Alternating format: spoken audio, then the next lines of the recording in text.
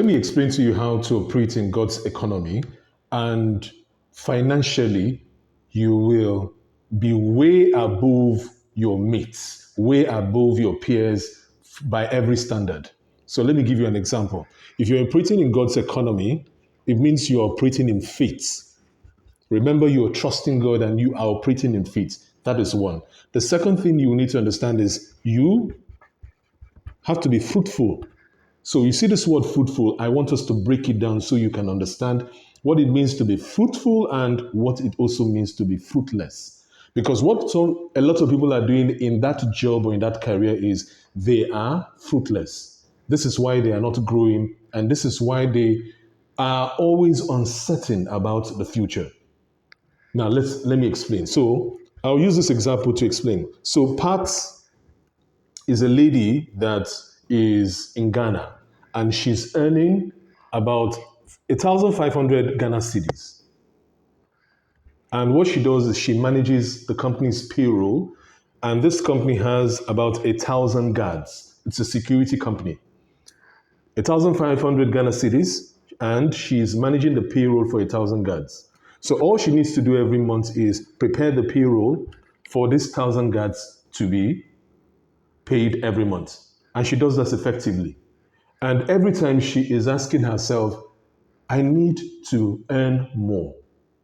And she feels because she is working hard and she comes to work very early every day, and some days or some weeks she comes on Saturdays, she wants to earn more. So the question I always will ask is, what exactly does she consider as earning more?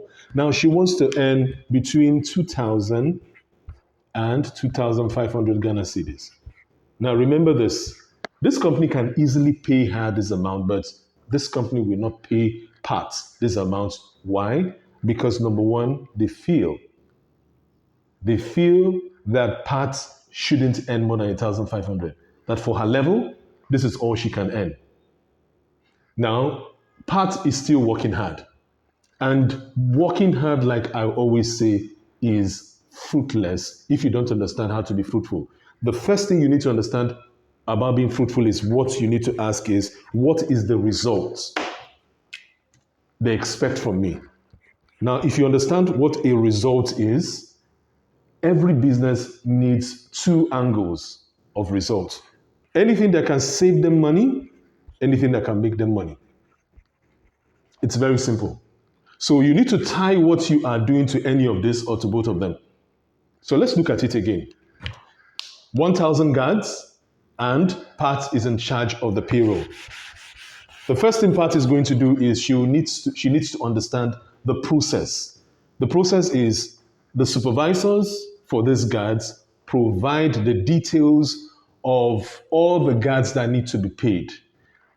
So they provide the details to Pat, and now Pat needs to vet those details and then say, okay, these are the guards that need to be paid, and these are the guards that don't need to be paid for that month. Now, when she does that vetting of the process, she realizes something. She realizes that about 20 guards out of these 1,000 guards from the first week didn't show up at work. She realizes about 30 guards the second week didn't show up at work. And each of these guards are paid about 500 Ghana cedis and 1,000 Ghana cedis. So at the end of one whole month, she finds out that over 123 guards didn't complete the number of hours they were supposed to complete for them to be paid fully. So this company every month pays over 500,000, at least over 500,000 Ghana cedis to guards. And then Pat realizes, based on the system she has created, that based on this, the amount, the 500,000 cedis she and that was supposed to be paid every month, 125 guards were not supposed to be paid. So if we check the 500 Ghana cedis times 1, 2, 3, you will get 1, 2, 3 times 500 will give us about, let's say, 1, 2, 3, 1,000 divided by 2, which will give us 1,500 here and 6. So it's about 61,500 Ghana cedis. This is what she had just saved this company for that month. But if Pat did not have a process for creating or achieving this result, that means this company will go about paying guards that did not work money every month. So just imagine this. Imagine for the next 10 months, this was not discovered. So what this company would have paid for the next 10 months is 61,500 Ghana cedis times 10. That's about 615. Is it not writing properly? 615 Ghana cedis for the next 10 months. So 615 Ghana cedis would have been paid so far to these guys. Now, where am I driving with all of this? 615,000 Ghana cedis in 10 months. What Pat has helped this company save is over 650,000 Ghana cedis. Now, ask yourself, if Pat brings this in after a whole year to her company and say, this is my justification for being promoted, or this is my justification for a pay rise, do you think this lady has saved us 615,000 Ghana cedis? Do you think we should increase her pay? Yes. Now, let me help you understand this. First, this is Pat being fruitful.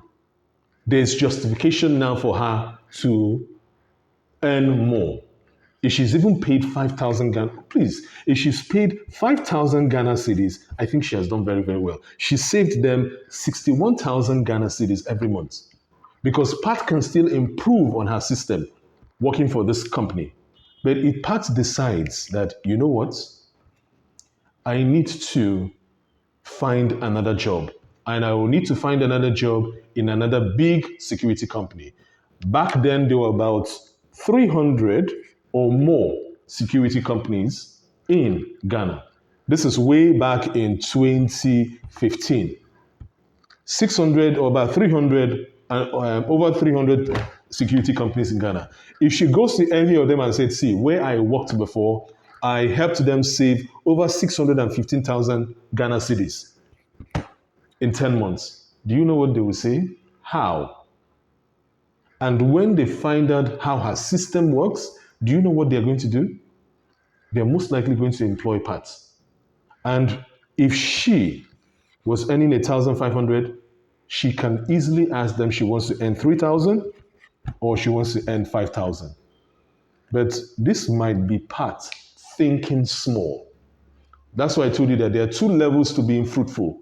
First is understanding that you're a business. Yes, you currently are a business. So Pat can choose to deal with one customer or one client, which is her boss, or Pat can decide she wants multiple customers. Meaning, I have a result that companies want, and I have chosen to work with as many companies as possible to help them achieve this result. Because trust me, Pat helping this kind of company to save 650,000 Ghana cedis in 10 months, imagine how many companies out there we want this kind of solution.